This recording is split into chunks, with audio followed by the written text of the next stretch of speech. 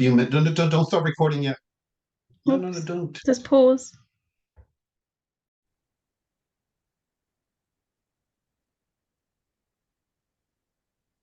Hello and good evening, good morning, wherever you may find yourself. Today is November 19th, 2003, and we are on the second day of the empowerment retreat with Sharon Brown from North Carolina. Really exciting, and Sharon's part of our Honoring Grief program. Before we move on to Sharon, just a minute's pause for the people around the world, the conflicts, Ukraine and Gaza and Sudan and the Congo, and perhaps some of the less visible conflicts and wars that don't necessarily get the publicity. Let's just pause for all of those people suffering at the moment.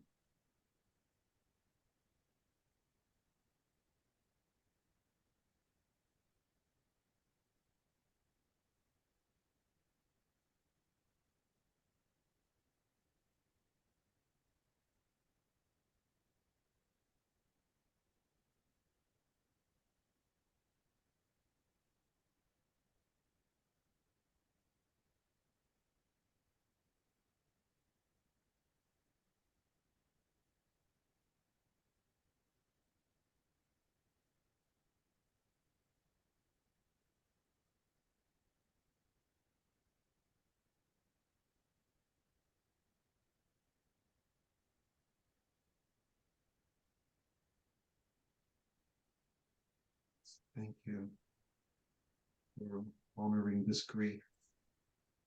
So, in case you're wondering, the symbol on my forehead, this is an Adinka symbol, the fern, and this symbolizes endurance and resourcefulness. And this pack can be found on Erica McGinnis's website, just in case you're wondering where this came from.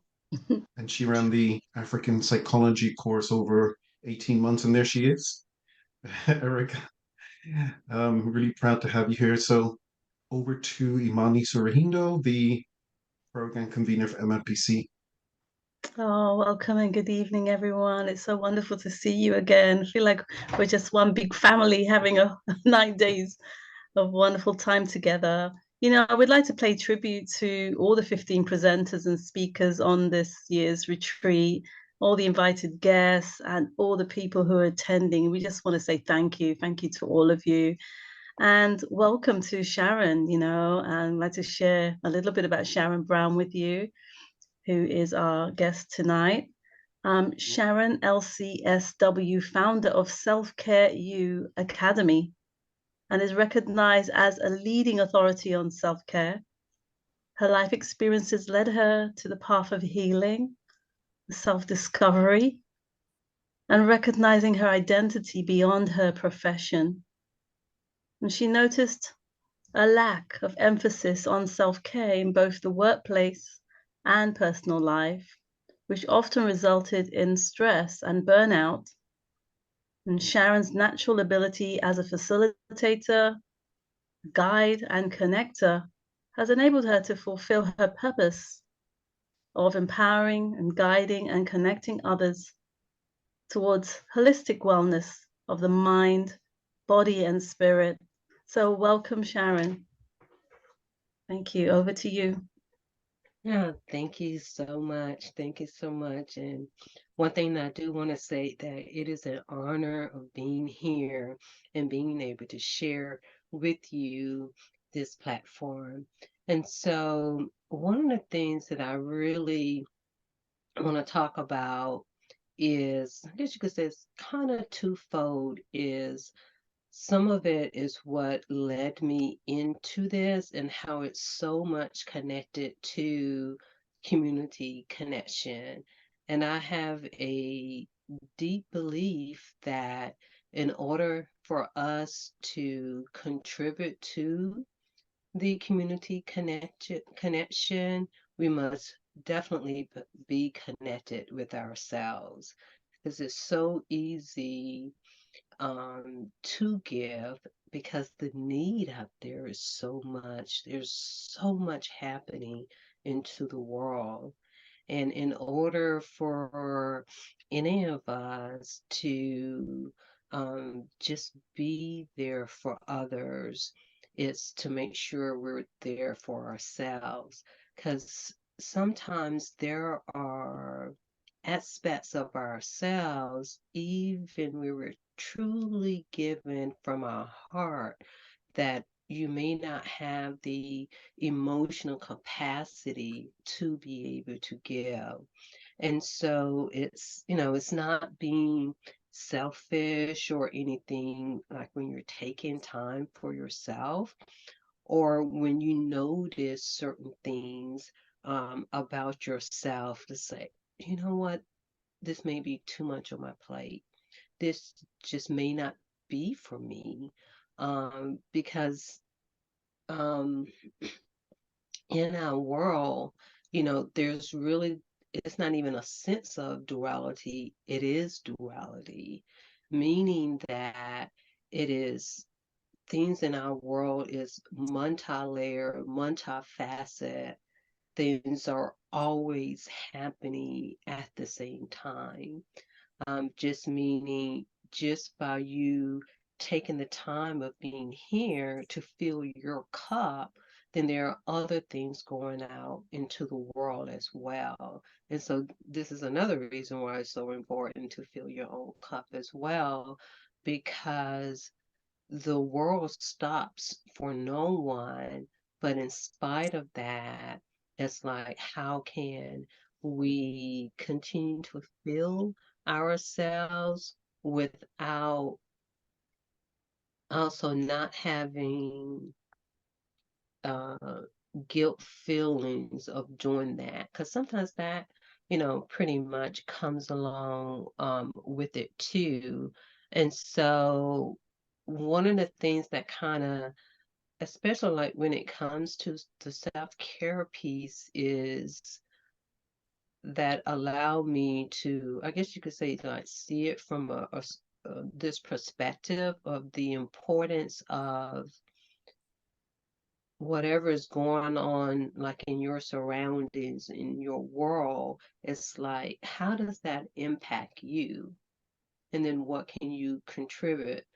And like, by quote unquote trade, like I work in mental health, and then I have found myself, doing what I love, and but then still there have been times in which I may have been experiencing something, but I'm still doing what I love. But then somewhere there came to a point that I didn't even know who I was. It's like, how do you lose yourself? And and to be honest, it's so easy to do because we're living life, or at least we think that we're living. I say we're moving life, but then we're not always taking that time to really sit and be with ourselves. And so it really allowed me the opportunity to pause. And it's, again, things kind of happen in duality, because how it really came about, when the trueness of the self-care is, like, I had a breakup, and then from there, that's when I started doing yoga. And then I'm like, oh yeah, let me think of different ways of how I can help other people, still not thinking about myself really, other than the yoga. And I was like, oh yeah, other people can benefit from this. And so I went to yoga teacher training, learn more about yoga and the philosophy of yoga. And then still always thinking about other ways of helping. And then it was really doing the process, because if you've ever gone to yoga teacher training, you do a lot of yoga. You do a lot of yoga. And so, just meaning, by that increase of doing the yoga, and then also remember, there's that other part of me that was healing.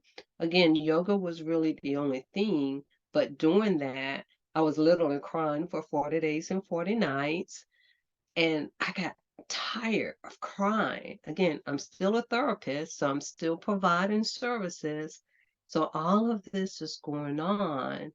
And there was one day that I was really tired of just crying before and after work. And I just really went deep within myself. And when I went deep within myself, there was just this peace. I can't explain it. It was just something that I felt. And then thereafter, and I'm not even sure if at that time I really realized it, but during the healing process, I was able to really see different parts of myself, and the wisdom just came. And so that was really the starting point. It's like, ooh, even I wasn't truly connected with myself, even though I was giving. And so this is where having the discovering your inner self and being more intentional and conscious about it. Because the other thing is, when it comes to our community and coming to the world, is that there's a sense of collective consciousness that we're all a part of. And with that sense of collective consciousness also comes a collective beliefs. And it starts in our home. So the initial collective consciousness starts in our home. For some individuals, it can be loving, and for some, it may not be. Meaning that unfortunately, some individuals may experience some abuse or neglect and some type of trauma. And then from our experiences, there's the sense of beliefs that we get from our parents or school.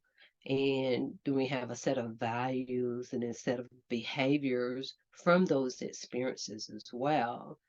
And and so we come as adults, and most of the time we're thinking that we're on our own. We have our own belief.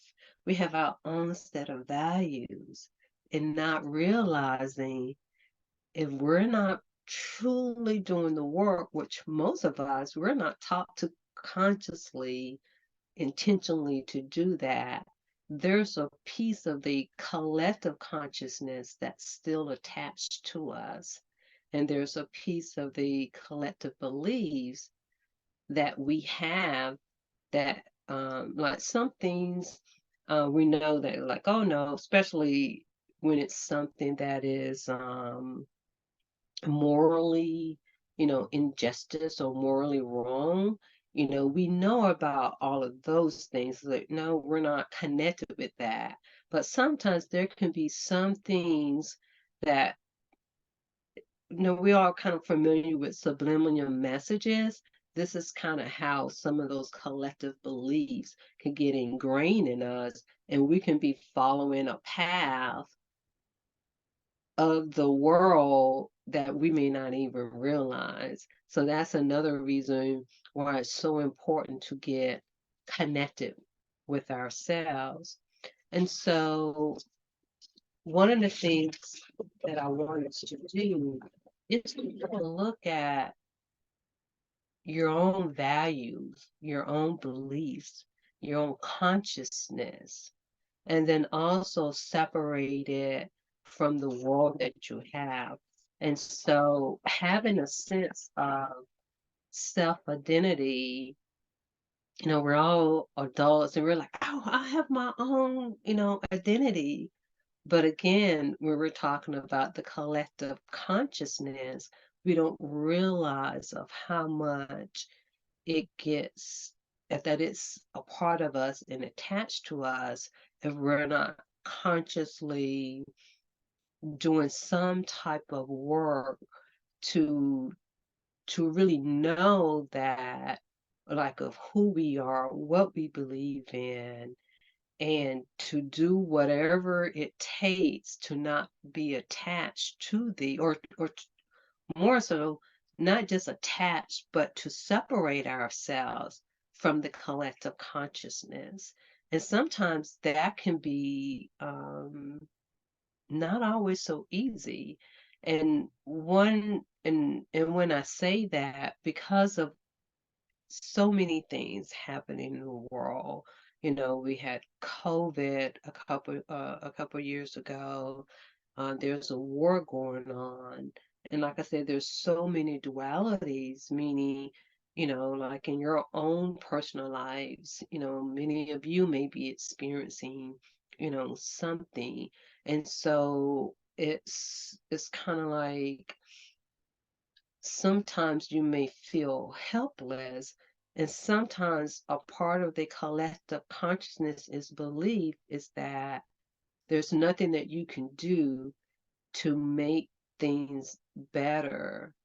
But how do you separate from that collective consciousness? Because when you're connected to the one source, then that will allow you to be who you are, and then not buy into that, even though all of these things are happening. It's not a sense of happiness, but it's more so of being at peace of where you are with yourself, and then that you truly have done all that you can for others and for those who want to join you. And I really want to say that's important for those who are ready to join you, that you're in a good place with yourself. Because having that self identity, sometimes it can make you feel like you're on a lonely road as well. And so this is why it's so important to have the self identity to be able to empower yourself. Because, and I'm pretty sure that most of you, maybe have that sense, because I've had it. I'm kind of saying I'm getting better, but you just want to help everybody, you know, just want to help everybody that comes across your path. And that's part of the collective consciousness and part of the collective beliefs.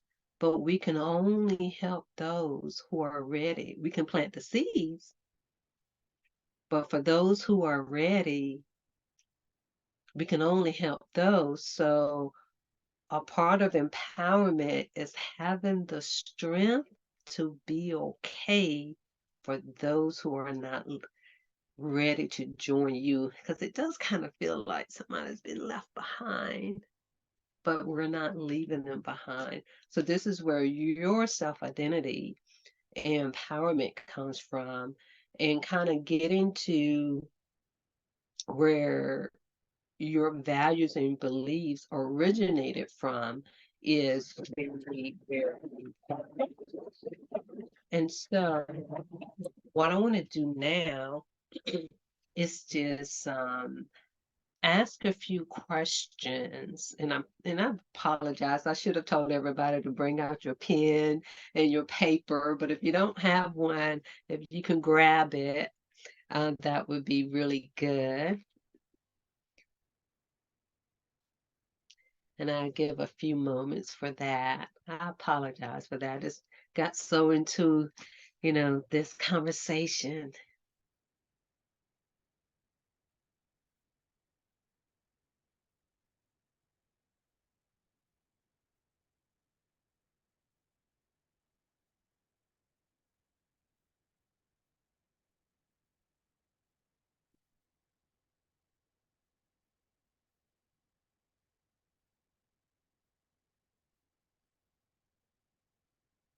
All right. And so what I want to do is to have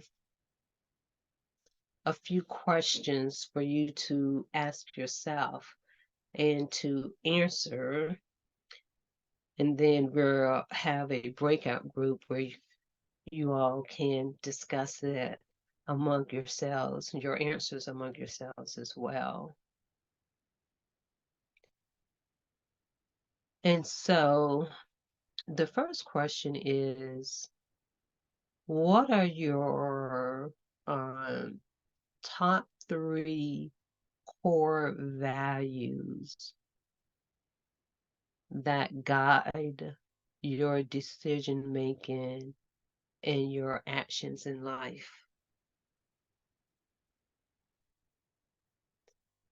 What are your top 3 core values that guide your decision making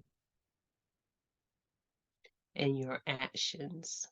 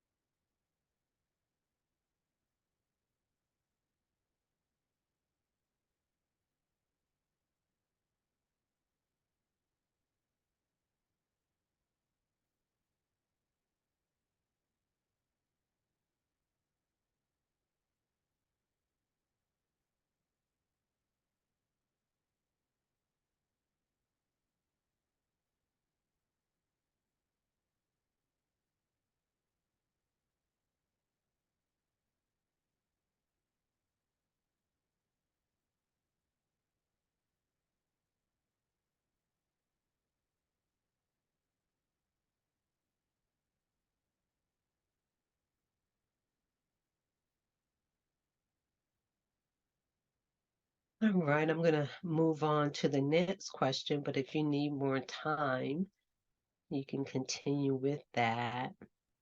So are these And the questions next, for the breakout room, Sharon? hmm? Are these questions for the breakout rooms? They are. Okay. So let us know when you want tech to send everyone into breakout rooms. Okay, yeah, I will. I just wanted to give everybody the opportunity to kind of process it beforehand.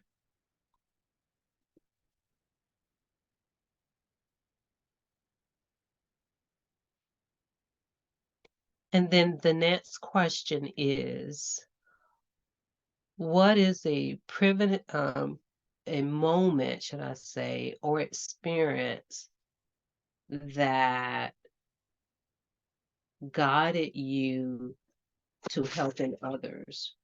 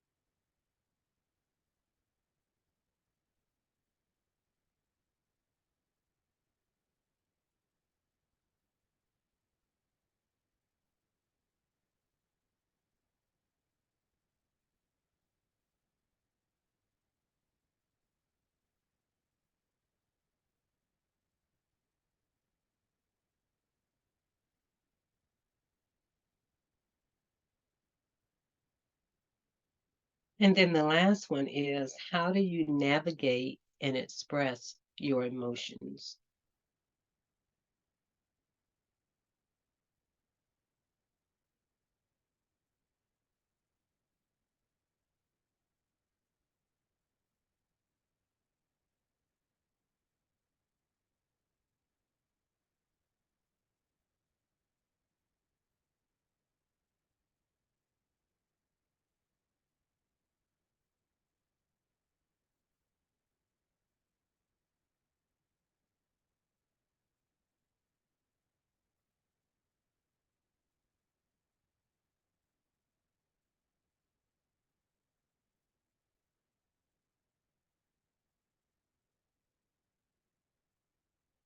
And so before we go to the breakout room to talk about, or should I say, to share your answers with that, I just want to talk a little bit more about those three questions.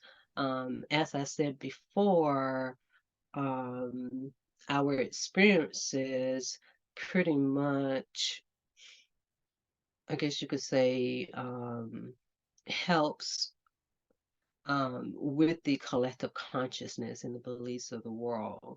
And so your core values, again, can derive from the experiences that you've had from a childhood. They can be, positive and joyful experiences, or they can be experiences that may not have been.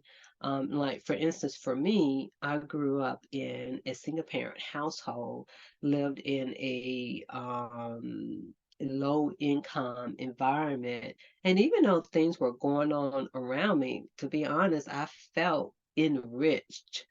You know, I can always remember even as early in elementary school, they talk about the statistics of this and that regarding single parent household. And I'm like, who are they talking about?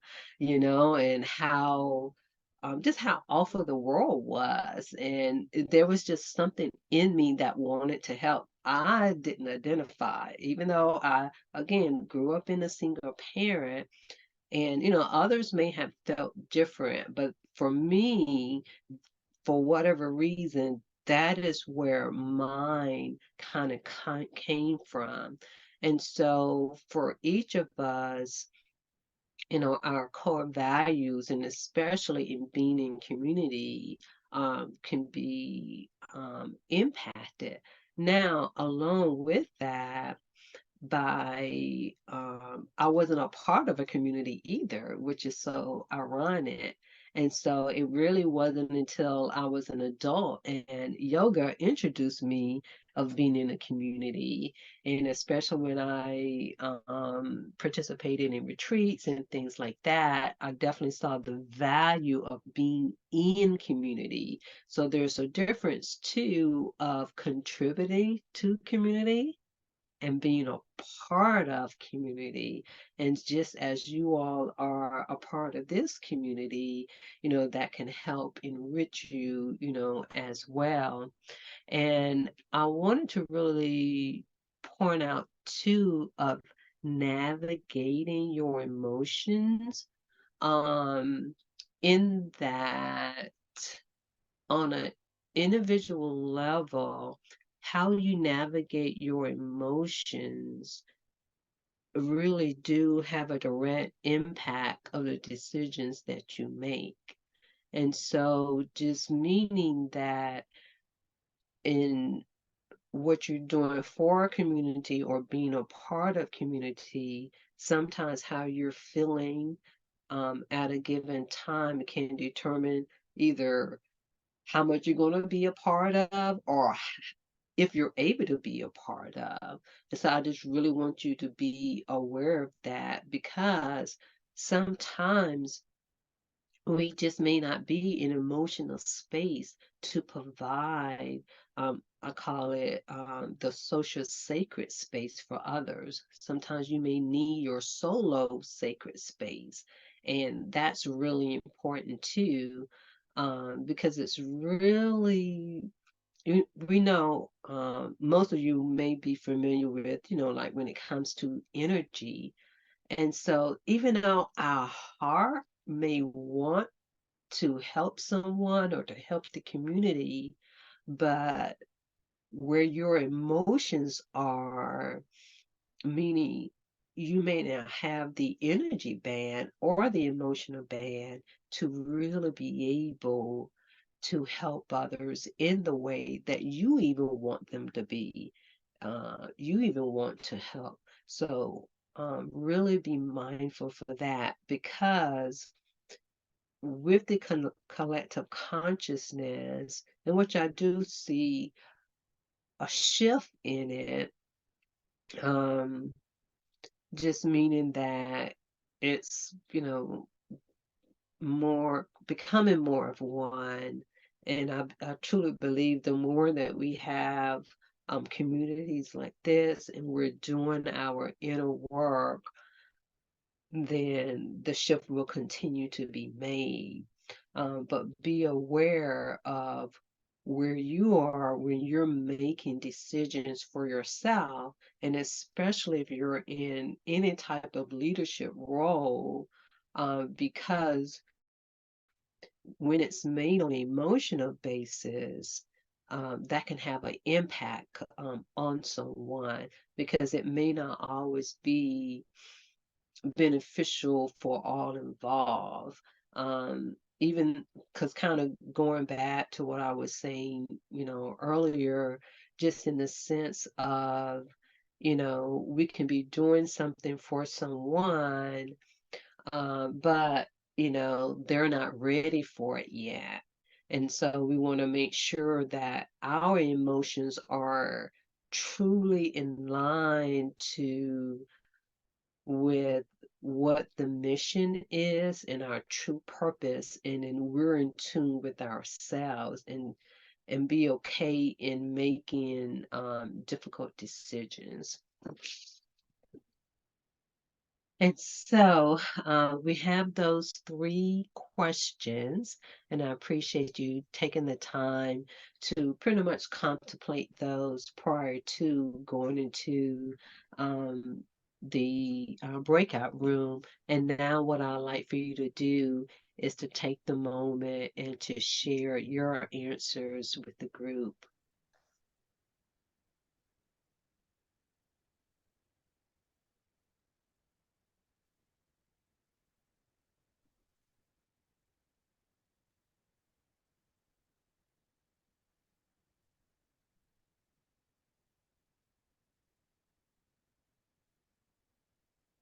Would you like people to do that now and unmute themselves, or when they come back? Say that again. Sharon, would you like people to do that now, or go in the breakout room and then come back and do that in the group? Yeah, they can go into the Okay. breakout room now and share if you need to add something, or if you need to add something, to yourself. So it's just a moment. It's just really just a. Is she back before we get started? Hi, sorry. Yeah, I don't know, my internet just went, so apologies for that. No, that's okay. As long as everyone wasn't cut out. No, we'll go ahead and let you finish, and then I'm going to give them a few minutes to kind of a settling exercise. So I'll go ahead and let you finish before we do that. Oh, thank you. In a nutshell, it was really about what some of the things that we've learned, those messages, those narratives stay in our DNA, they're in our tissues, they're in our cells, whether they are beliefs that actually might be impositions or create, they might not create a win-win for all. But as Kata says, we have to do that self-reflection to find out which ones actually are beneficial to the world and for self. So thank you. Yeah. All right. Well, again, thank you everyone for sharing and being a part. And as I said, that a part of going to discovering your inner self is to take care of your inner self as well. So what I like for you to do is, wherever you are, sit or stand or lie in a comfortable position, either with your feet flat on the floor or your legs crisscross or whatever is comfortable for you. Align your back, relax your shoulders, have your eyes towards Mother Earth. You can gently close your eyes if that is in your practice. And either place your hands in your lap And let's take a deep breath. Slowly inhale and slowly exhale.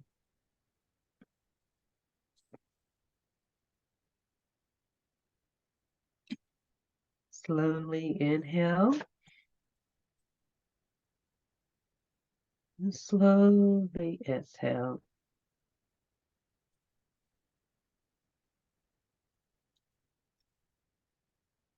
Slowly inhale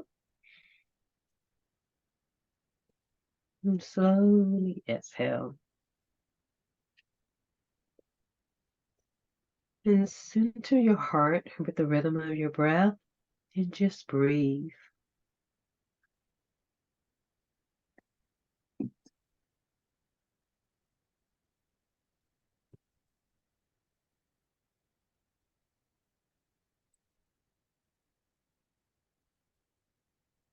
Allow your mind to settle.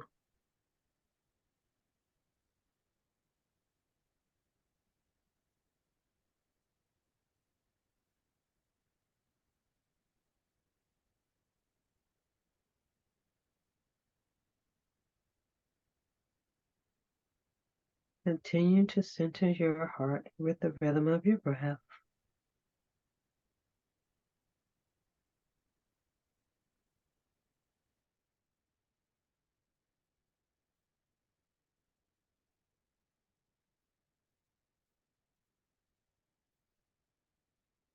And if you feel any tension in your body, go back to your breath.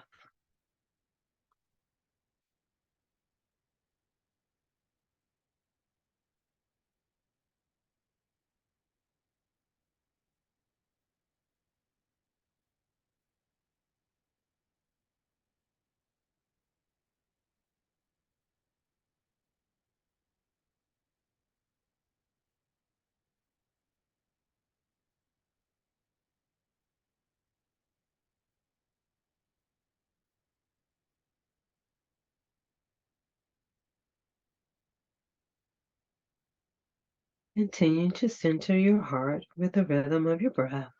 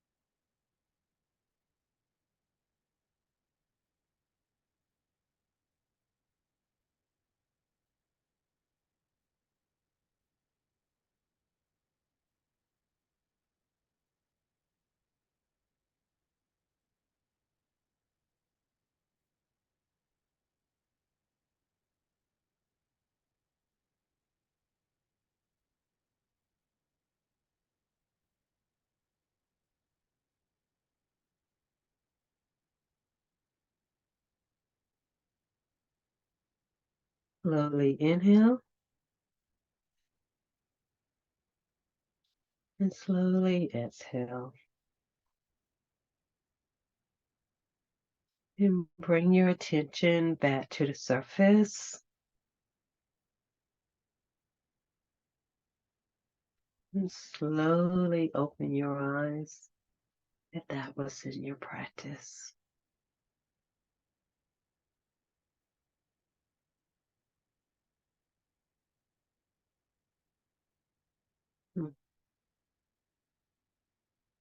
Yeah, thank you for that.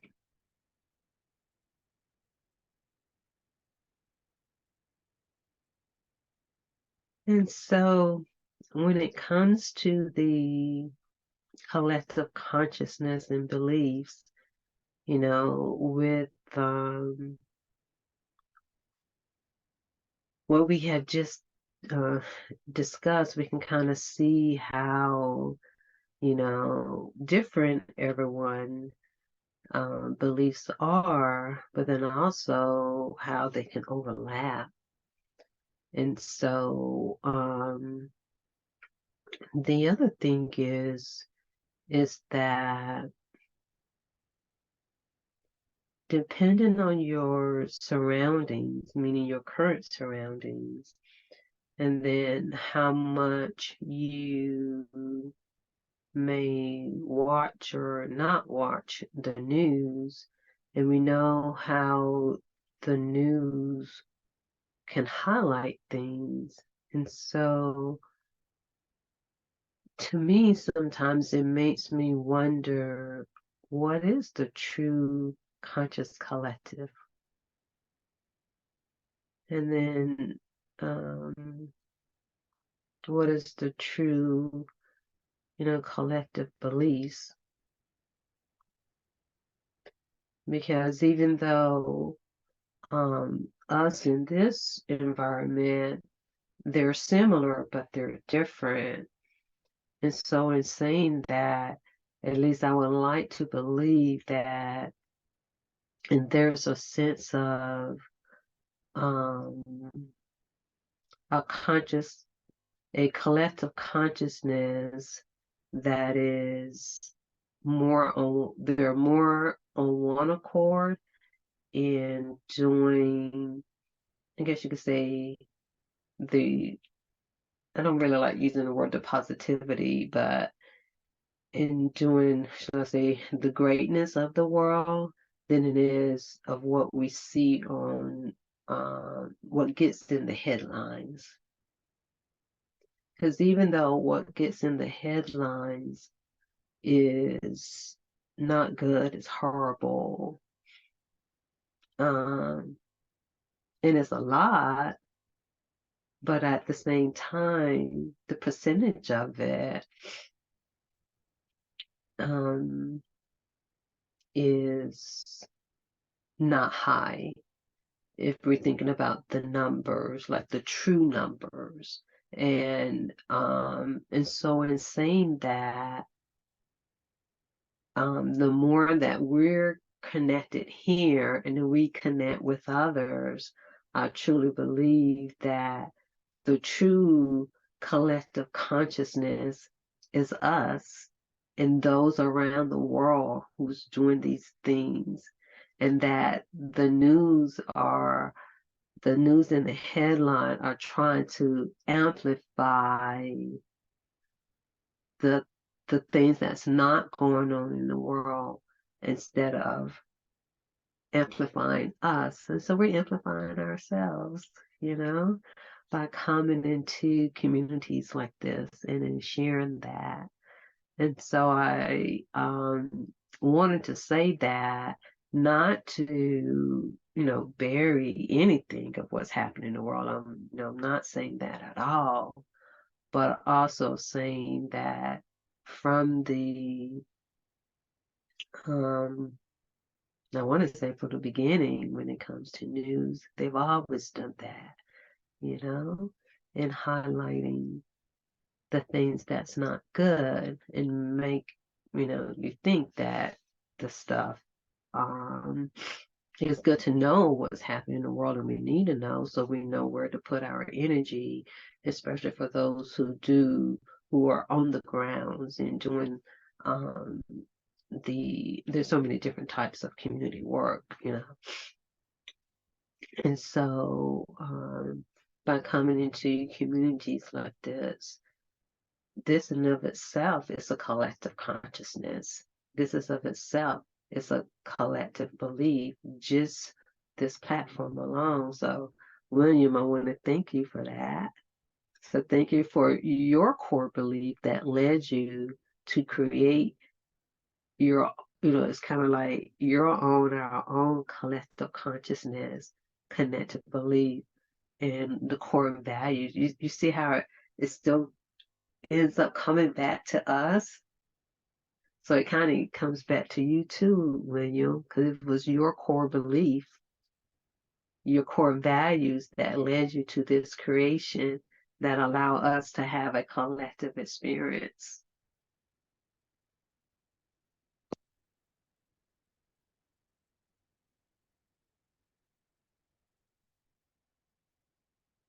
And so I'm like this. After that, I'm not sure what else to say. This has just been a surreal experience. And so again, I really appreciate, all of you who participated. And also it let us know too how much more time that we need in processing those questions, and definitely on your own, take those questions. And it's not a one-time answer, because for us to continue to do the work that we do, I always say everything in life comes back to self-care for how we connect with ourselves. And so I'm glad I had the opportunity to share this space with you all. And I've learned a lot from you. So I'm glad we had the open space too, outside of the breakout rooms, to be able to share everything. Sharon. Thank you, Sharon. Can we unmute ourselves, please, and just give Sharon an applause? Thank you Away so from much, North Sharon. Carolina. Thank you so much for giving up your time. That was really great. Thank you. Yeah, really insightful. Thank you. Thank you. I want to extend the community's gratitude and metta and love to you and your family, and the theme of prayer, which has been really in the air since yesterday morning with Reverend Malaika. So I just want to extend that to you and to your family and to your work, and wishing you many blessings for 2024. And Sharon, you have an invitation to come for the summer retreat here in the UK. So I hope you do come, as you're on our grief team, and we will see you soon. Yes, and Anything to add, Imani?